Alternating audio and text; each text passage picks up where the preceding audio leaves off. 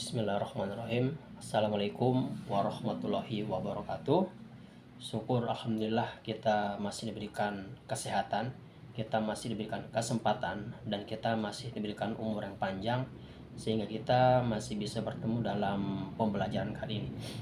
Jadi teman-teman, kali ini kita akan membahas tentang mata kuliah filsafat ilmu yang terdapat pada semester 2 di program studi keselamatan dan kesehatan kerja.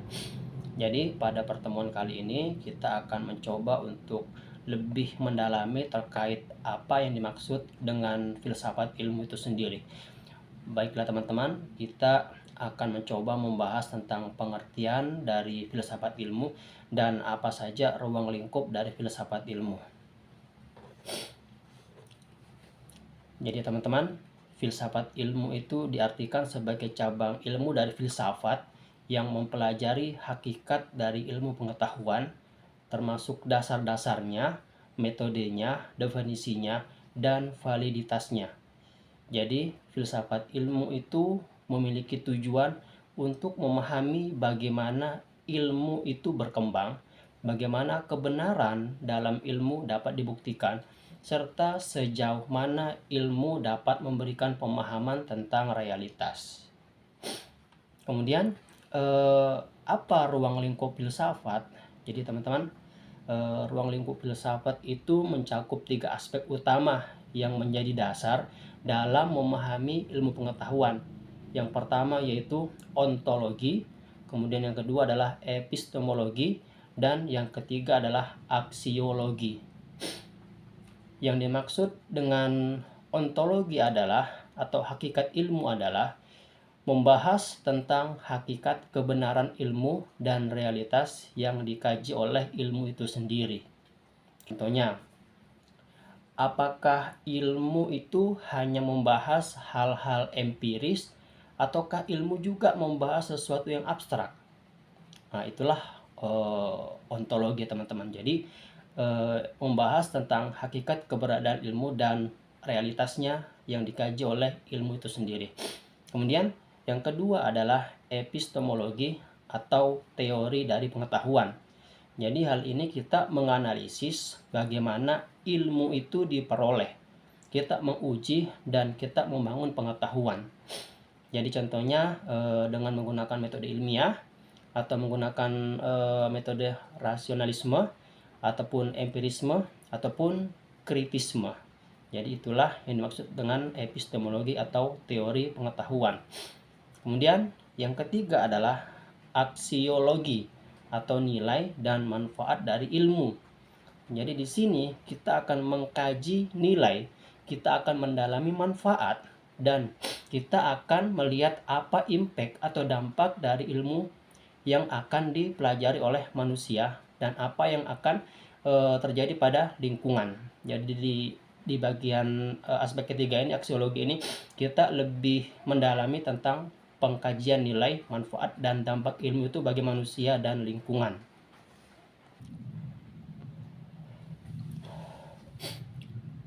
Oke teman-teman, itulah aspek yang ketiga adalah aksiologi. Jadi di sini kita berfokus pada pengkajian nilai dan manfaat dari ilmu itu sendiri.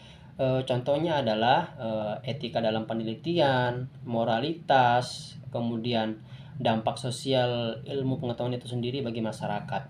Jadi ketiga aspek ini akan saling berkaitan dalam membentuk landasan ilmu pengetahuan yang bersifat rasional, bersifat sistematis, dan dapat dipertanggungjawabkan.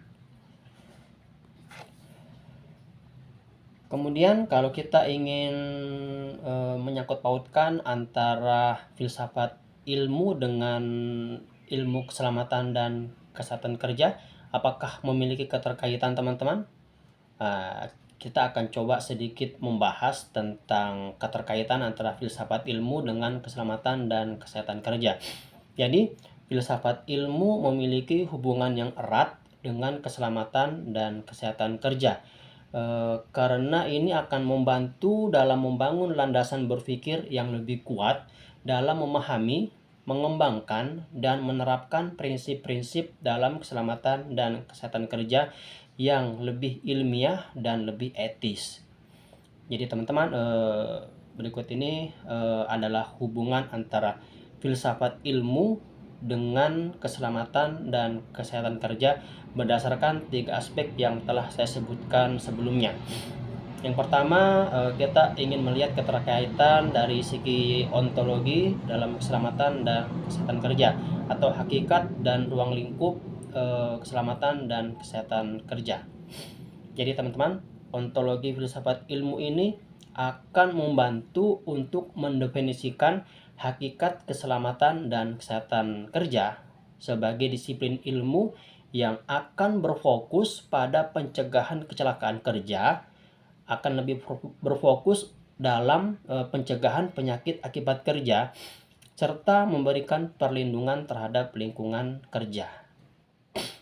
Selain itu, dalam aspek ontologi ini, dalam aspek keselamatan dan kesehatan kerja akan memastikan bahwa keselamatan dan kesehatan kerja dipahami sebagai ilmu yang memiliki multidisiplin yang mencakup berbagai aspek, seperti aspek teknik, medis, sosial, dan manajerial.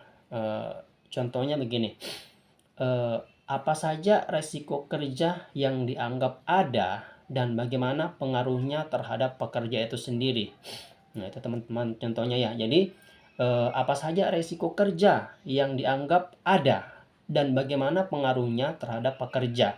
Nah, itu adalah contoh dari ontologi keselamatan dan kesehatan kerja. Kemudian, keselamatan dan kesehatan kerja dari aspek epistemologi atau metode dan validitas ilmu keselamatan dan kesehatan kerja.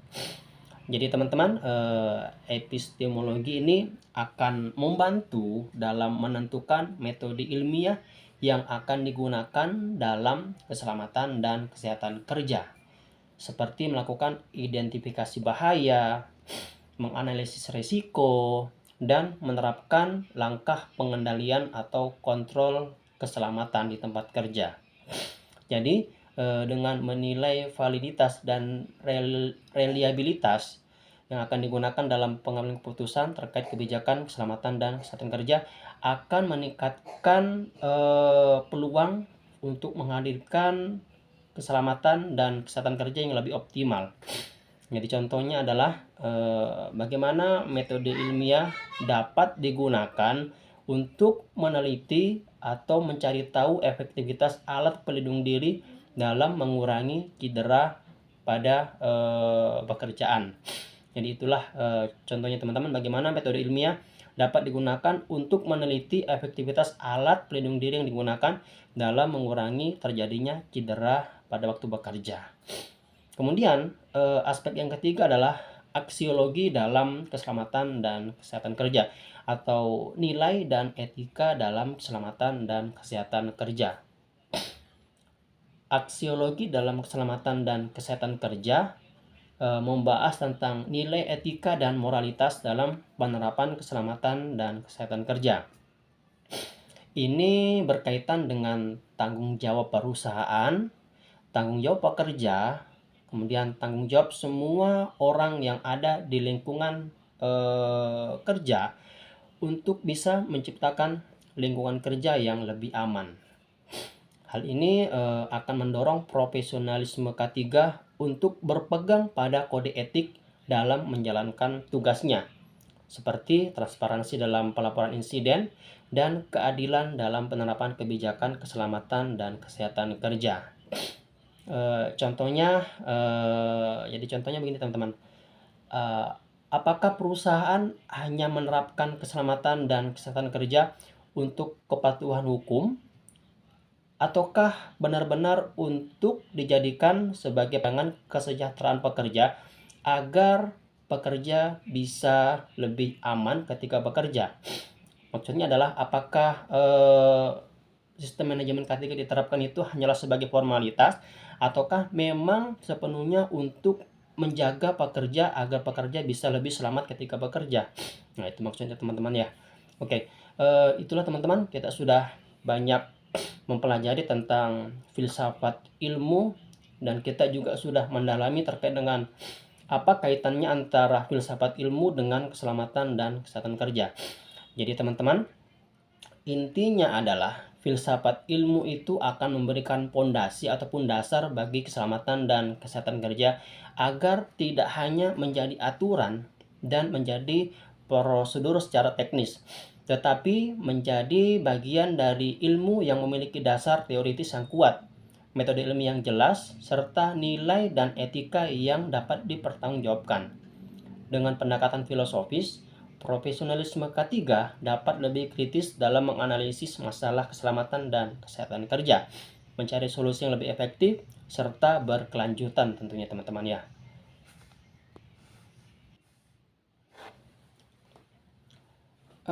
Oke, kita sudah mempelajari antara keterkaitan filsafat ilmu dengan keselamatan dan kesehatan kerja.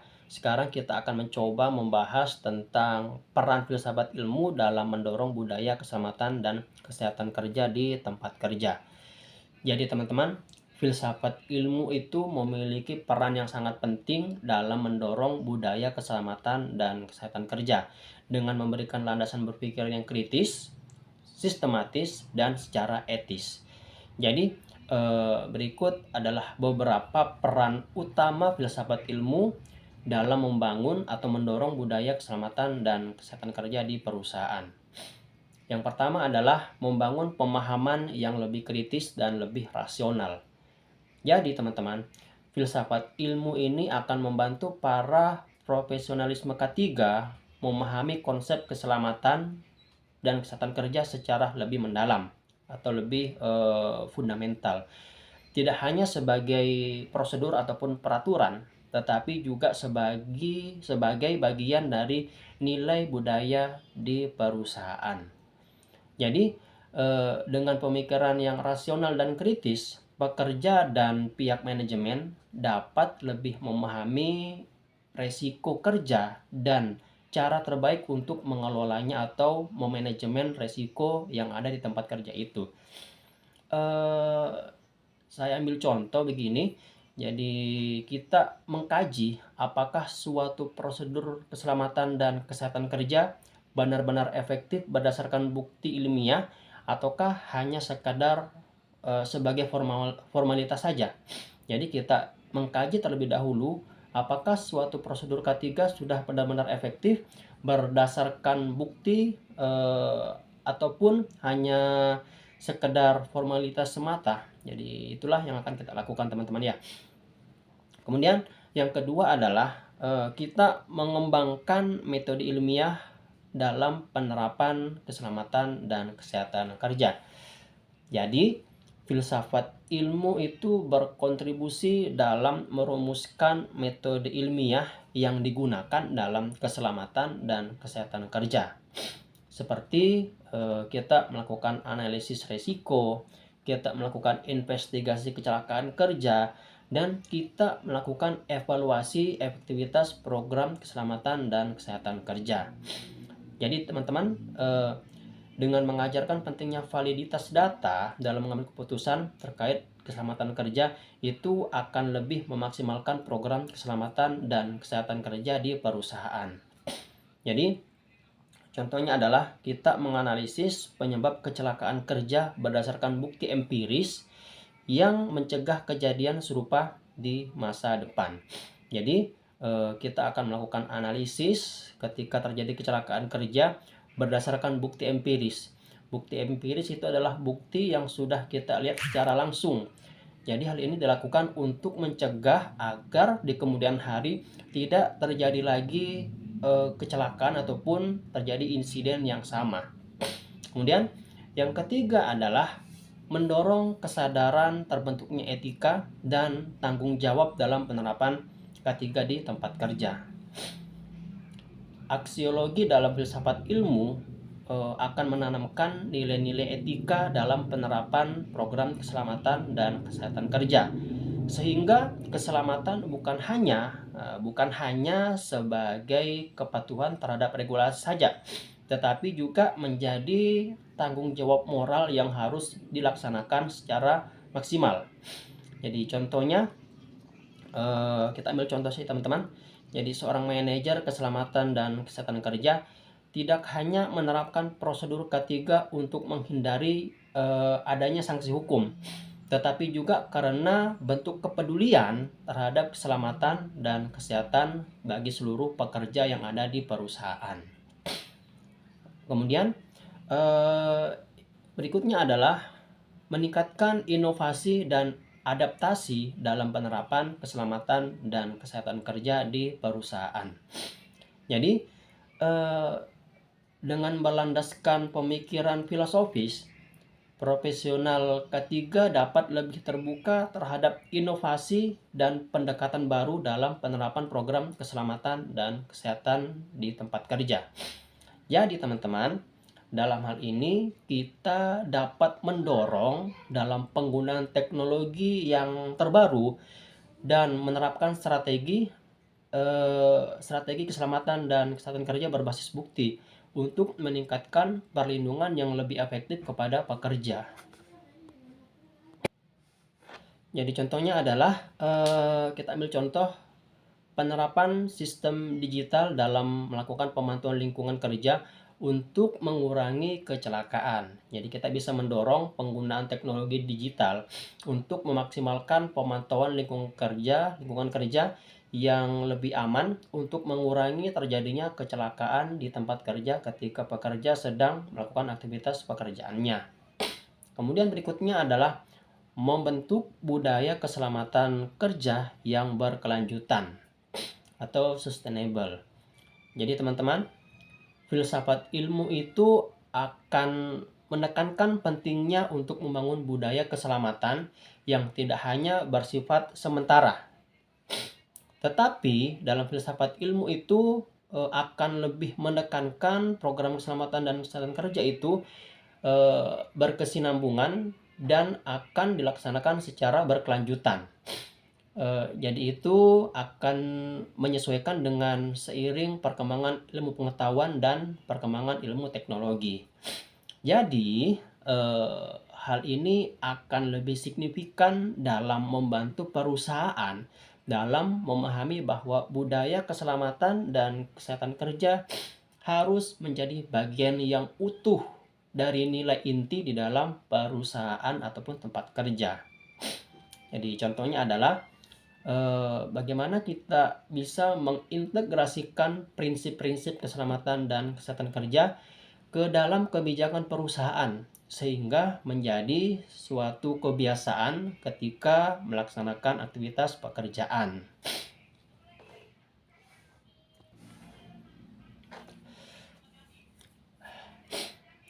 Jadi teman-teman, sebagai kesimpulan terkait dengan filsafat ilmu dengan keselamatan dan kesehatan kerja. Jadi teman-teman, filsafat ilmu itu tidak hanya membantu dalam memahami dan menerapkan konsep keselamatan dan kesehatan kerja secara ilmiah, tetapi juga akan menanamkan nilai-nilai kritis, etika, dan inovatif. Jadi dengan pendekatan yang lebih filosofis, budaya keselamatan dan kesehatan kerja dapat berkembang menjadi lebih kuat, berkelanjutan, dan dapat diterapkan dengan penuh kesadaran dan penuh tanggung jawab oleh semua pihak di dalam perusahaan. Oke teman-teman, mungkin itu saja materi yang bisa saya paparkan melalui kesempatan ini terkait dengan filsafat ilmu yang memiliki relevansi ataupun keterkaitan dengan keselamatan dan kesehatan kerja.